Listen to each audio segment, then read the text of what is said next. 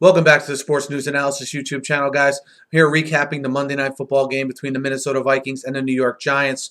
This game will be played at the Meadowlands. Both these teams coming in, they're at points in the season where I know neither them nor their fans expected them to be. Minnesota with one win coming into here. The Giants are winless.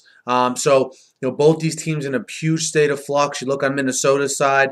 Minnesota has a new quarterback this week in Josh Freeman, obviously acquired from Tampa after being released by the Buccaneers earlier this season. And you wonder how Freeman meshes with his new receivers. Also, keep in mind they do still have Adrian Peterson, who's fourth in the league in rushing heading into this game still. He's going through the issues he had with his son, attending his son's funeral this week. We'll see if at all how that affects him in this game. I think the focus on this game will be, I expect both offenses to not play as bad as you may think, because I think both these defenses are pretty bad. And most notably, Minnesota's pass defense. And I think that's really where the Giants are going to put pressure on Minnesota early, okay, with Nix, with Cruz, mixing a little bit of Ruben Randall. And I think that's where, New York's, I think, is going to get off to a good start. Yes, they're seriously depleted in the backfield. Looks like Brandon Jacobs will miss the game. So they'll go with rookie Michael Cox and also Peyton Hillis at the running back spot.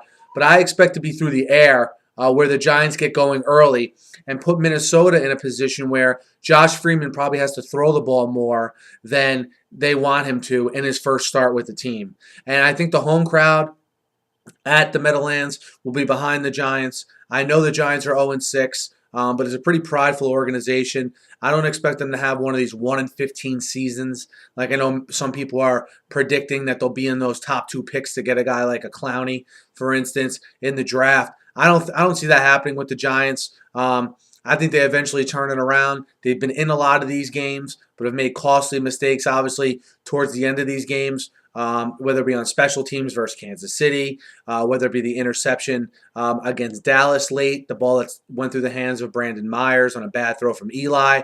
These little things have been shooting them in the foot. I think today is when they get right, and again, mainly because I don't really like that Minnesota secondary against the receivers of the Giants. And I expect AP to have a good game, but I don't know how many carries he's going to have because I think the Giants, like I said, are going to get out early.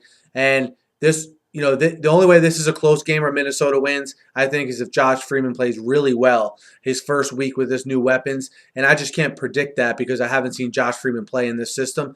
And quite frankly, the last time we saw Josh Freeman play, I know it was in Tampa, but he was pretty bad. So I'll take the Giants minus 3.5 at home in this one. Let me know what you guys think. Hit me up in the YouTube comments. Hit me up on Twitter. Guys, be sure to subscribe to my channel. I preview and recap every game every week. Thanks for listening. Have a great night.